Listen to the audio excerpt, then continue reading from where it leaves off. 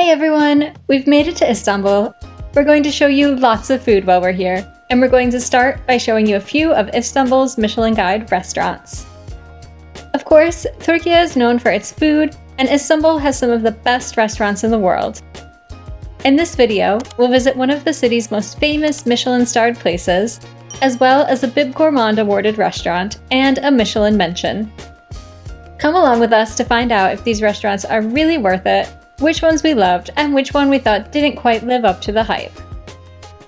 We're starting off this adventure at Mikla, one of Istanbul's hottest restaurants and one that was awarded the coveted Michelin Star. We are here in Istanbul. We're at the Marmara Pera Hotel, which is where the Michelin Star Mikla restaurant is. So we're really excited to eat at Mikla tonight. Yeah, let's see what they got. In a city that's full of magnificent views, Mikla has one of the very best. Their location at the top of this tall hotel in one of the world's most historic districts means you can take in 360 views of Istanbul. From up here, you can see everything: the Golden Horn, Hagia Sophia, Blue Mosque, and Galata Tower, just to name a few. When visiting Mikla, we definitely recommend showing up a bit early to have a drink at the rooftop terrace before your dinner. If you can come around sunset, you'll have a sight that is truly spectacular. We arrived about 45 minutes before our reservation to make sure we had time to take it all in. However, we did spend about 25 of those minutes waiting for our drinks. But once the sky starts to turn hues of pink, purple, and orange, it doesn't even matter. I had a classic French 75, and Mehmet got a drink with the Turkish liquor rakı, something he loves, but despite me trying it many times, I just can't get used to the taste. Mikla offers a 6-course tasting menu or a 3-course a la carte menu at a fixed price. We've tried both in the past, and this time opted for the full tasting menu. Our meal began with a few small bites. First up was a small fish bite that looked like a work of art. Next, we had a lovely crunchy cracker topped with a piece of dried beef. It was delicate, yet flavorful. Then came one of the small bites that they've become famous for, their take on balık ekmek, a traditional Turkish meal of fish freshly plucked from the sea, grilled, and stuffed inside warm bread. Mikla's version consists of a small bite of white fish on a crunchy cracker, and it's such a delicious take on this classic dish. The first of the 6 official courses is the bread and butter. They serve the bread with olive oil, rich butter, and a creamy cheese. The olive oil is unlike any that we've ever had before. It's so flavorful and tasty, I honestly think I could drink this up with a straw. Then we had a soup made of morel mushrooms and a bit of rabbit. It was super creamy, yet still quite light. Next, onto a thin slice of smoked duck breast. But what we felt was most impressive about this was the samphire and pepper jam that was served with it. After that, there were 2 fish dishes, a charred calamari and a piece of grilled fish. Even though Mehmet's not a huge seafood person, he still gave these a try. I, on the other hand, do love seafood, but we both found these to be a bit underwhelming and not exactly in line with the level of deliciousness that we've experienced during our previous meals at Mikla. We were hoping all would be redeemed with the next dish, the braised lamb. The first time Mehmet had braised lamb here, he said it was so good he could cry. This time though, we were so disappointed to say that it was a bit dry. It was still nice, but we were really hoping to relive that previous feeling. Dessert was a buffalo yogurt ice cream with cardamom, blueberries, and flavored with the Turkish liquor rakı. Unfortunately, all we could really taste in this was the cardamom. We enjoyed the variety of textures, but it really felt like cardamom overload. We finished up with some coffee. Mehmet got a Turkish coffee, which was fine, and I got an espresso that tasted extremely bitter. We just got back from Mikla. We've been there a few times in our previous visits. It's a very good restaurant. It's one of our favorite restaurants. However, this time it was kind of a miss what it used to be. Actually, the same level of service and quality and everything that we've experienced before, and because it is a super expensive restaurant, Michelin starred, and there's great food all over Istanbul. I felt like if this was my first time there, I would be like, why is this such a highly rated place? Yeah, so a little disappointed. We really don't like to speak poorly of any restaurant and try to only highlight places we truly enjoy. Based on our previous experiences, we felt that Mikla was going to be a slam dunk for this video. But of course, we're going to be honest with you and tell you that we left feeling pretty disappointed.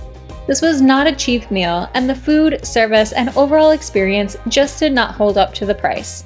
Since we've had such amazing experiences here before, we're really hoping this was just an off night. We are continuing our tour of the Michelin Guide restaurants here in Istanbul. And tonight we ate at Efendy. Efendy has a really nice, open, modern setting in the Levent neighborhood of Istanbul. Efendy has been awarded Bib Gourmand status, meaning it makes great food at a reasonable price. Here, they're reinventing many Turkish classic dishes. We started with a green cacık. Cacık is a classic meze dish that's made from yogurt and cucumber. Here, they've added some homemade pickles. To be honest, it was good, but we felt that the pickles lacked any real pickled flavor, so the dish did fall a bit flat for us. We did love the bread though, which was super fresh and fluffy. However, the cacık was redeemed by our next two mezes. We tried the brisket pide, which was tender with juicy meat piled on top of a pide, which is like a Turkish flatbread, and topped with thinly sliced pears, white cheese, and a slightly sweet sauce of figs. This dish definitely had a sweet-salty combination that made each bite irresistible. Then we were onto their mushroom kokoreç. Traditional kokoreç is made from lamb intestines that are stuffed and grilled.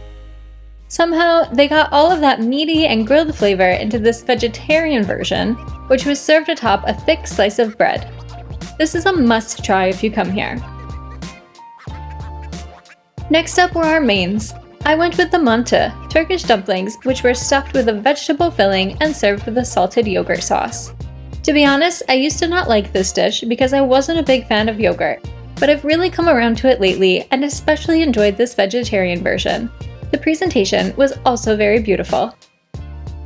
Mehmet went with the special type of kebab they serve here, which is made from sheep intestines, liver, and kidneys. While this might not sound particularly appetizing, it was really good, although it might have been outshined by the potato that came alongside it. This block of deliciously thinly sliced potatoes, delicately layered on top of each other, was full of amazing texture and flavor.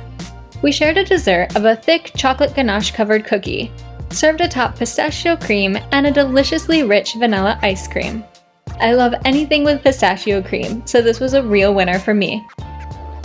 To be honest, we enjoyed our meal at Efendy better than Mikla. We felt that both the food and the service were better here, and definitely a better value for money. It was overall pretty good. The food was good. It was interesting. But I just do think that the bar in general is so high in Turkey, and especially in Istanbul, that it's kind of, I don't know, we've had really impressive meals at less fancy, less expensive places. So some of these Michelin Guide places, they're just not really living up to what we expected. There are so many good places that are affordable that you can go to. If I knew what I was spending tonight, what I was eating, I know I can get better food elsewhere that's like 20% of the price. But again, we'll keep trying and see if we find one that we really like. So on to the next. We should also mention that we messaged Efendy ahead of time to see if we could bring Bindi, and they said yes. But she was having such a good time with her grandparents, and it's fairly hard to find dog-friendly cabs in Istanbul, so we left her at home. Tonight we're headed to Sunset Bar and Grill. This is the final stop on our Michelin Guide tour to Istanbul. We've actually been to this restaurant before, but it was a long time ago, like maybe 2018, Yep, I think. it was 2018. Yeah. So we had a great time when we were there before. We're hoping that it's still as great as we remember. Let's go see it. Given the unpredictability of Istanbul traffic, we left early and arrived too early for our reservation. But when the restaurant's bar has a view this good, it's more of a benefit than a problem to have to sit here and have a drink while you wait for your table. Sunset has a great setting, set high on a hill with beautiful views. It's a bit hidden, meaning it's not surrounded by other restaurants or busy streets. It's a serene setting that makes you forget about the chaos below. To my surprise, Mehmet actually wanted to try a seafood appetizer. So before he could change his mind, I immediately ordered the crab tartare. This tender crab was topped with avocado, topiko caviar, and a bit of yuzu and truffle oil. This was so fresh and tasty, and I think helped Mehmet to overcome his seafood aversion just a tiny bit. We also got a bowl of creamy burrata, served with ripe tomatoes and a carob bread crumble, which added a ton of texture and an almost brownie-like flavor. So far, we were loving our night at Sunset. The views were beautiful, the service was spot on, and we were not let down by our main dishes either. Mehmet definitely won the best dish of the night with his lamb shank. The meat was so tender, it just fell apart.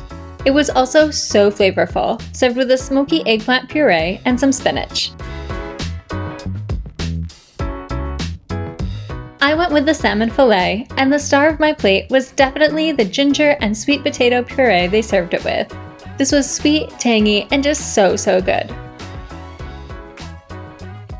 Since we had been eating so much lately, we planned on skipping dessert tonight, but after how wonderful our meal had been, we decided we couldn't pass it up. I ordered the pistachio ice cream. I mean, ice cream and pistachios are two of my favorite things, so there was no way I could pass on this. It was refreshing, creamy, and just slightly sweet. I was so full and happy at this point. Mehmet decided to go with the more classic baklava, which was flaky, lightly salty from the pistachios, and also a bit sweet. Truly the perfect end to this meal. Alright, we are just back from dinner at Sunset, and honestly, it was great. We had such a great meal, such a great time, excellent service. It was above and beyond everything we've had so far in this video, so we're really happy with it. Yeah, the food was good, the service was good. It's definitely worth it. Highly recommend Sunset Grill. It's probably no surprise that out of all the Michelin Guide restaurants we tried in Istanbul, Sunset Bar and Grill is definitely the place we recommend you try on your visit. This restaurant has been around for 30 years, and for good reason. It has amazing food, stunning views, and friendly service, guaranteeing that you'll have a great evening here. Let us know in the comments if you've been to any of these restaurants or what places you recommend we try on our next visit to Istanbul. Of course, if you come to Istanbul and only eat at places in the Michelin Guide, you're missing out on so much of the wonderful food that this city has to offer. In next week's video, we're continuing our adventures in Istanbul by checking out some of our favorite spots and some of the best places for traditional Turkish meals. Subscribe so you never miss out.